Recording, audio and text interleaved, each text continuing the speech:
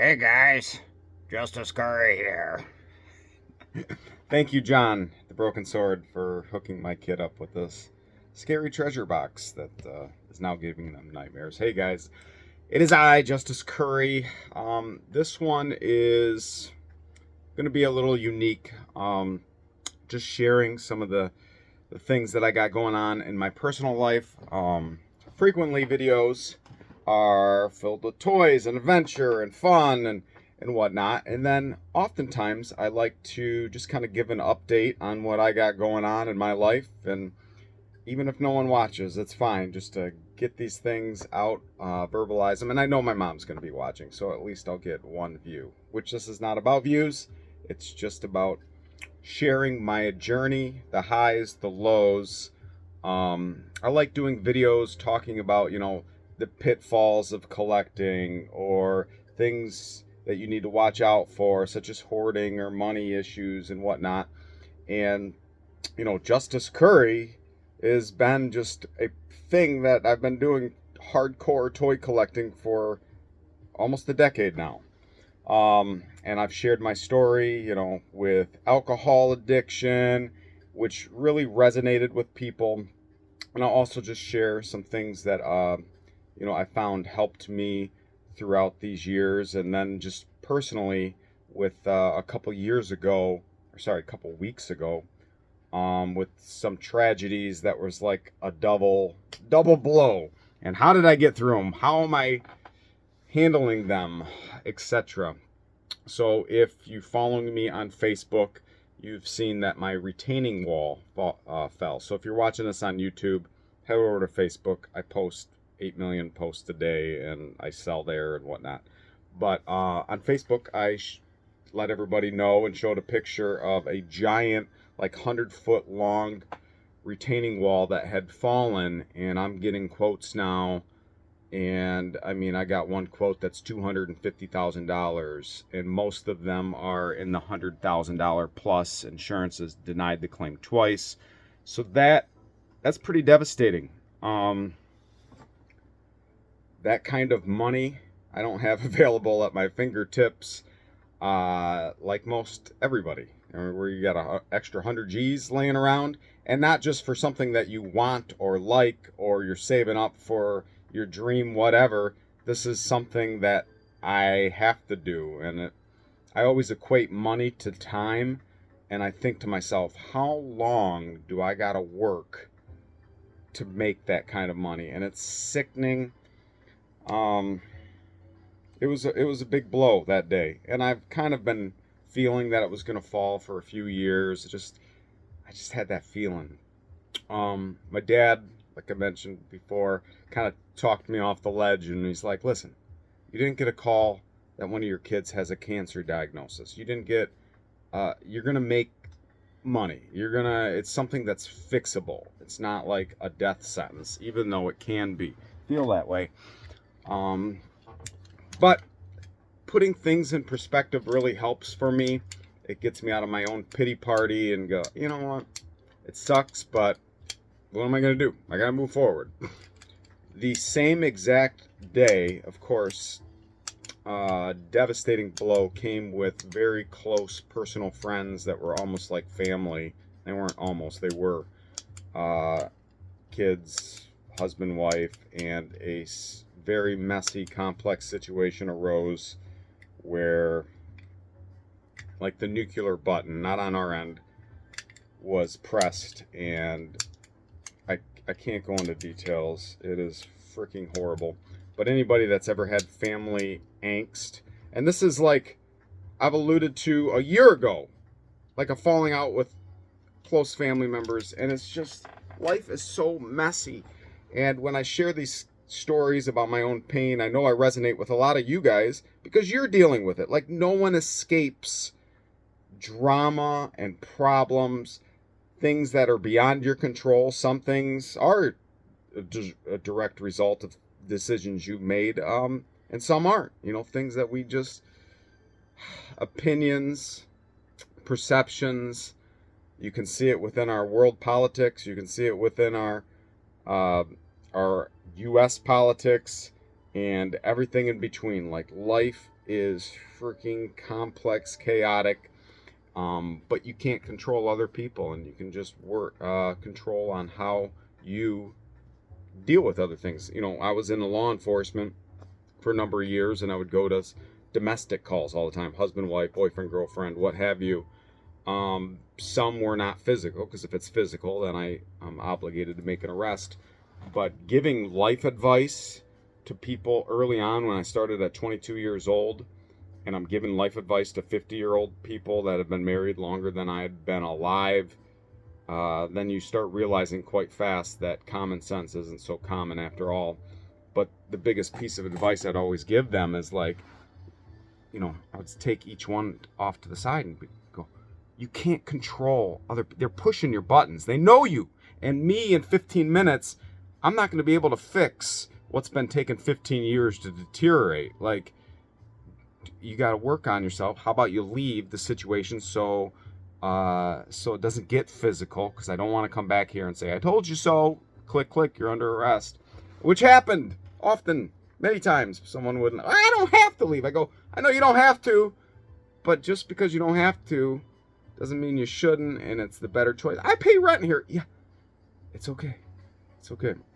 I could talk hours and hours about those crazy, crazy situations that were never ending.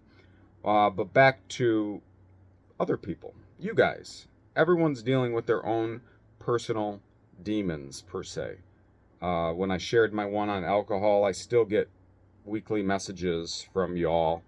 People that are going through, just stumbled upon that video for the first time or watched it years ago, and then a light bulb goes off on their brain and they're like, I need help. What do I do? And I often talk about my relationship with the Lord. And I know many of you guys don't agree and go, you Christians are a bunch of blah, blah, blah.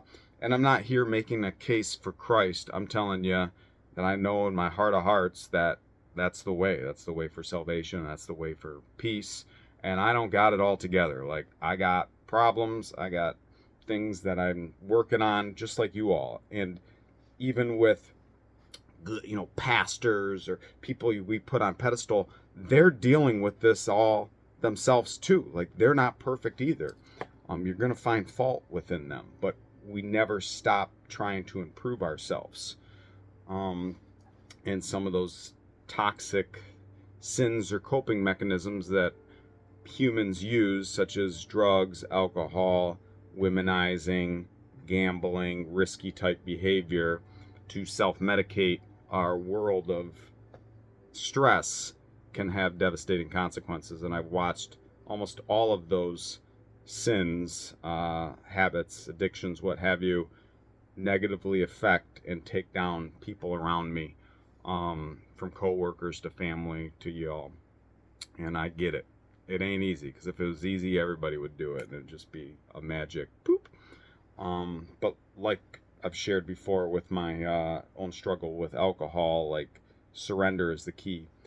And having two devastating things happen to me at once, same day, retaining wall falls, nuclear warfare with a family that we love, and yeah, that was really hard. And God gives you those moments at the right time. Especially, I go to church 3 days later, and the message was how to deal with life's worst moments. And I'm like, all ears. I literally, on the connection cards, was writing feverishly notes, because I'm like, I need this to cement in my brain, and I'm a kind of guy that needs to write things down to really make it stick. And I go, I need to practice these things. And all of us know what to do, but sometimes it takes a few times to get in the habit or really let it sink in. And oftentimes God moves in our lives at our worst moments. Like, no one gets better or improves drastically when they're living in luxury. It's the pain and sorrow and struggle that makes us grow. It can, but it can also take us down. So I wanted to grow. I didn't want to be stuck in this horribleness. And I'll share some things that I learned from it. I typed it out even after I got those little cards home from that. So, number one, they said the shock. Like, that's a huge thing. And same with grieving. You know, there's stages of grieving. But with dealing with life's tremendous blows, shock can really affect you. And important thing, it said don't isolate. You need people around you. I'll even put a link to the message if you're watching this on YouTube or maybe even on Facebook. I'll put a link to the message of church from my pastor, which is Pastor Dan from New Life, that explained all this stuff. So if you want to watch it yourself, go right ahead. And it's always going to be something. You can't escape that. I liked when the pastor said that. In 2 Corinthians 1, 8 through 11, it says, "We don't want you to be uninformed, brother and sisters, about the trouble we experienced in the province of Asia. We were under great pressure far beyond our ability to endure, so that we despaired of life itself. Indeed, we felt that we had received the sentence of death. But this happened that we might not rely on ourselves, but on God, who raises the dead. He has delivered us from such deadly peril, and will deliver us again. On him we have set our hope, that he will continue to deliver us as you help us by your prayers." And prayers are powerful. But you can see this is the apostles. No one gets into be a Christian for the easy life. I know the prosperity gospel was a big thing in the 80s and 90s of like, be a Christian and life's going to be hunky-dory. No, if you watch all the apostles, all the people that were involved, and even chosen one, every one of those people in the Bible had horrible inner things going on, exterior things, betrayals, family betrayals, crazy situations. But God uses those things to make us lean on not our own understanding and ways of coping, but going, I can't do this. Jesus, take the wheel. And I did that a year ago and I still struggle with it. Chronic pain, like horrible neck pain. I was living at a 10 for a year where all I could think about is someday, and I wasn't suicidal or anything, which is, I know a lot of you or not you, but people struggle with that. But I'm going, I hope life just hurries up so I can get to the finish line, because I can't live like this. It took away all the joy. I couldn't enjoy anything with hardcore pain, and I didn't want to become an addict, because I know the dangers of pill addiction, and I know I would be instantly hooked. And if you haven't watched Painkillers or Dope Sick, watch that. When you think the medical community and big pharma is on your side, watch that. Anyway, then I dealt with a horrible thing with my family, exterior family. I got I don't want to overshare. I share things of my life just to kind of give you a glimpse on what I got going on, because we're all in this earth together, and toys typically bond us, and the action figure. And I always joke that this is the escape from real life, but we all have to deal with real life. This is just a band-aid. This ain't a cure. This is just fun hobby. So yeah. Anyway, during that year ago, I got to the I was having a midlife crisis. Do I leave law enforcement? Do I not? So I had pain, losing best friend, issues going on with my kids, got everything was going on, and that was when I totally surrendered. I'm like, Lord, I can't do this. Like, take the wheel. And he did. He got me out of it. But that doesn't mean I'm going to have more roadblocks and or lessons to be learned, because I get back into a pattern of life, and other things take my attention, and then God sometimes brings things into your life where it's like, hey, don't pay attention to the vapor. This is all nothing. This is window dressing. This ain't what's really important. Number 2, sorrow. Jesus knows our pain. He was rejected, despised by mankind. Psalm 61. Hear my cry, O God. Listen to my prayer. From the ends of the earth I call to you. I call as my heart grows faint. Lead me to the rock that is higher than I. For you have been my refuge, a strong tower against the foe. For you have heard my vows, O God. You have given me the heritage of those who fear your name. Number 3, we all struggle with the why. This world is broken. I mean, sin entered this world. When we wonder why God would let horrible things happen to those around us, we let those things happen. God's not going to create robots that blindly adhere to them. He gave us something, a gift called free will.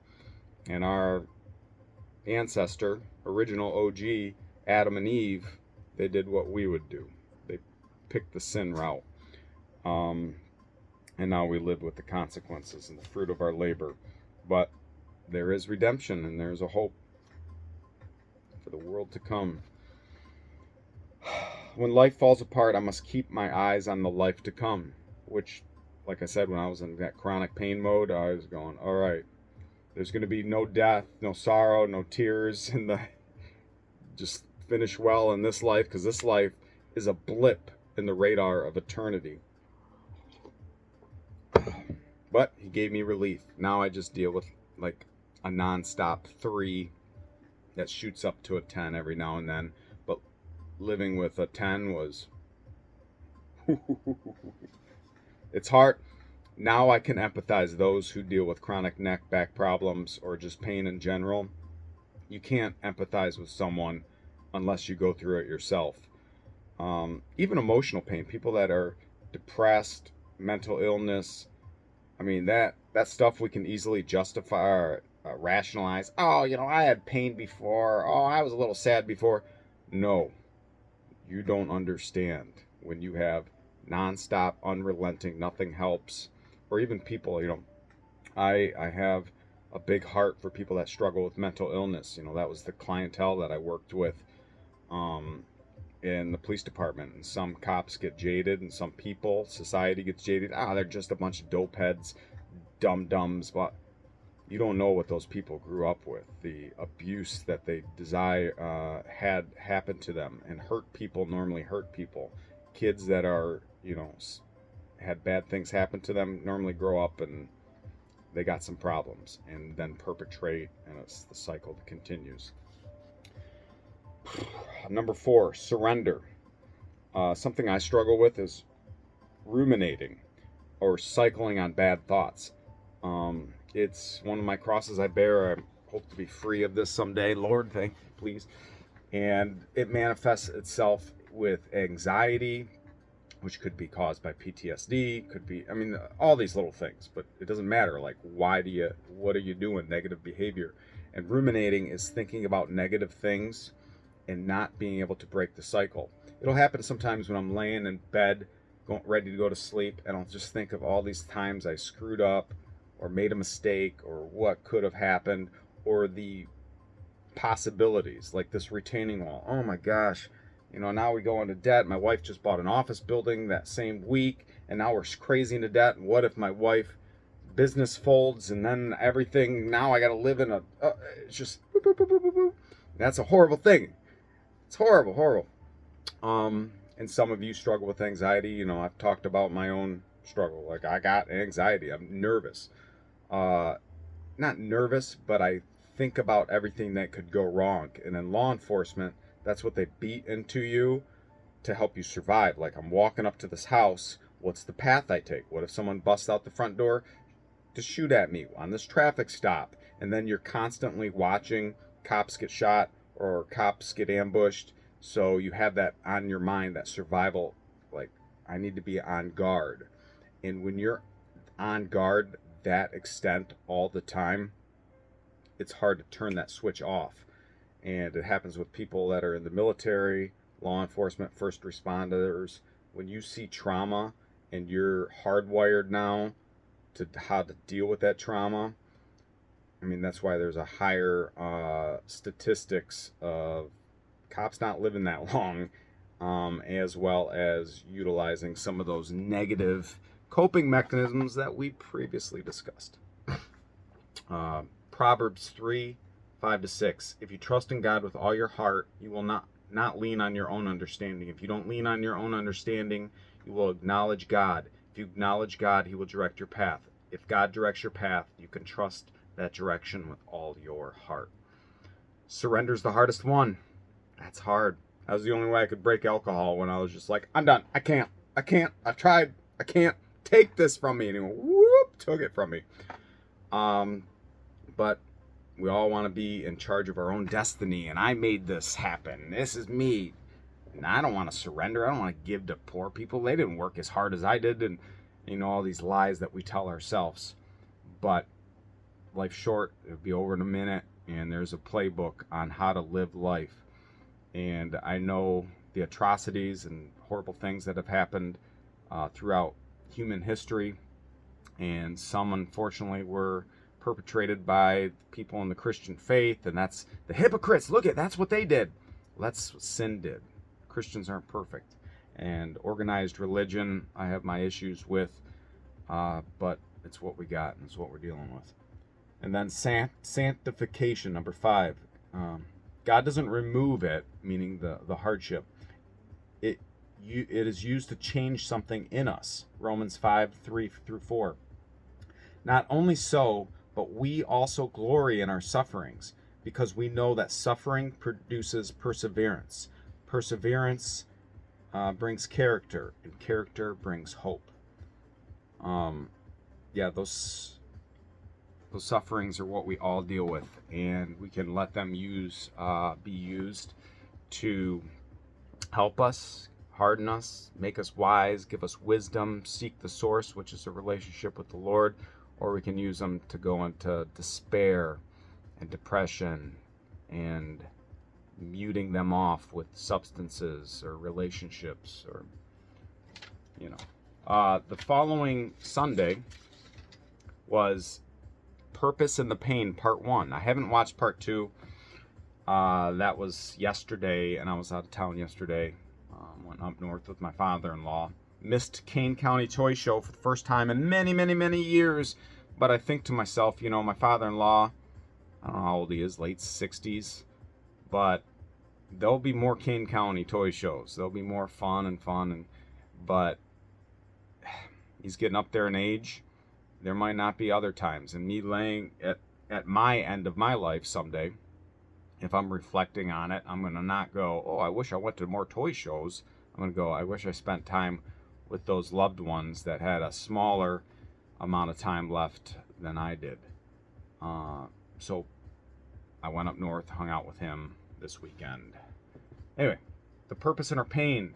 I need to read Lamentations again in the Bible. That is like a good chapter on, I can't remember who it was. They call him the crying or weeping prophet. I don't want to go into something I don't fully remember. Ecclesiastes 4:6, better one handful with tranquility than 2 handfuls with toil and chasing after the wind. Oftentimes I think Solomon said, this is written by him, chasing after the wind is like trying to accumulate wealth, and there's analogies of foolish men.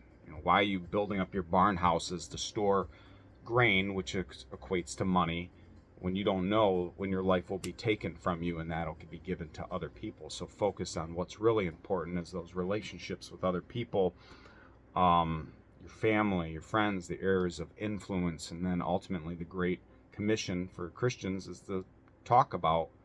And even if I lose 300 subscribers and people go with torches and pitchforks at me for something I said 5 years ago, today, tomorrow, I can't help that. I'm not going to live in fear or self-censor myself on something that I am passionate about, and I truly believe that we're all going to face the judgment seat someday, and there's only one way to be clean, and that's knowing our Lord Christ Jesus.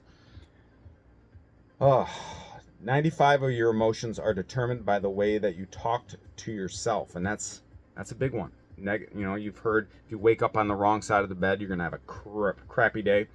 Well, positive self-talk is huge, and I need to write these things down because that is one of my, vices or downfalls, is doom and gloom. It drives my wife. We make a good pair, the yin and yang. She's the eternal optimist, where I'm the eternal pessimist, and I'll give her perspectives on things that she doesn't see, pitfalls, and she'll give me the hey, life's okay, we're gonna make it through it kind of thing. Even if the storm comes, we're gonna weather it together. So we make this good team. 1 Peter 5, 8 through 9. Be alert and of sober mind. Your enemy, the devil, prowls around like a roaring lion, looking for someone to devour. Resist him. Stand firm in the faith, because you know that the family of believers throughout the world is undergoing the same kind of struggles. Or suffering, sorry. Instead, do this, which is Philippians 4, 8 through 9.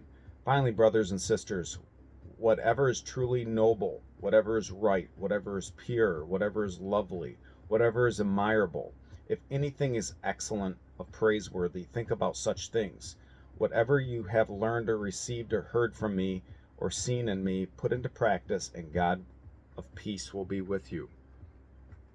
Bad company corrupts good moral character. If you surround yourself with negative, bad people, and all of us are bad, all of us have problems, but the uneven yoke. So if I'm not going to judge you, like if you live in sin and you don't know Christ, I'm going to treat you with love. Even if you harm me, I'm going to offer forgiveness.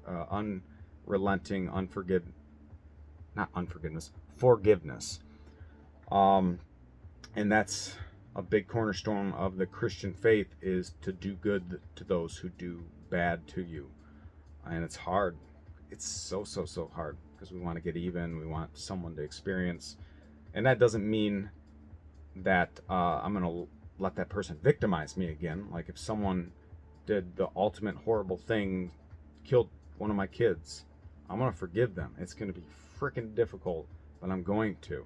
But that doesn't mean I'm going to, if they got off on a technicality of the murder or something like that, that doesn't mean I'm going to get revenge, nor does it mean I'm going to invite you to victimize me further by inviting you to my Christmas party. It's a tough thing, and I know you can always go, what if this, what if that, what if that?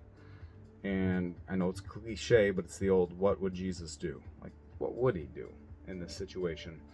And my pastor made a good point too. He's like, if you get to know me, like Pastor Dan, and we hang out and you get to really know me, I'm going to let you down. Like, we're people. We're going to let each other down. But who's never going to let you down is God. God gave us this life. We're created in the image of him. And we got a short time to do what we want with the free will. And some of us, it's going to be too late. They say the road to hell is wide and the path to heaven is narrow. But it's such an easy thing to just go, all right, Lord, I surrender it all to you. I don't know. I'm still going through this, guys. I didn't come here to go, I'm a guru, I have all the answers. I came here just to tell you my own personal journey and what's helping me currently with some very motivational Bible verses and messages right at the right time in my life. And I feel you all. I know a lot of you are struggling. I'm praying, and people message me day in and day out because they go, hey, I'm going through this or I'm going through that. And I know a lot of you are hurting. You can't not be. The only normal people are the people you haven't met yet. Like, we're all, there's no such thing as normal. We all got our own things that we're dealing with. And there's even though we can look to other people and go, oh, they got it worse, we're still dealing with our own trauma. And there's negative and bad, and then there's also bad ways and good ways to handle those kinds of trauma. And I found religion, and not just organized religion or denomination, it's more important than that. It's the relationship that you have to the Lord. And you want to surround yourself with other Christians to uplift each other, but that's not the way to go to heaven. Just being in a garage doesn't make you a car, just like being in church doesn't make you a Christian. That's just another label. It helps. You want to find a healthy body of Christ, but more importantly, you want to know the Word, and the Word of God is found throughout the Bible, and have that inner dialogue with the Lord day in and day out, because that's the only way to make it through this life. So I've talked for almost a half hour. I don't even know if I'm going to post this video, but even if it helps one person, or even if it just helps me talking about this, then it was worth it. So take care, guys. Bye-bye.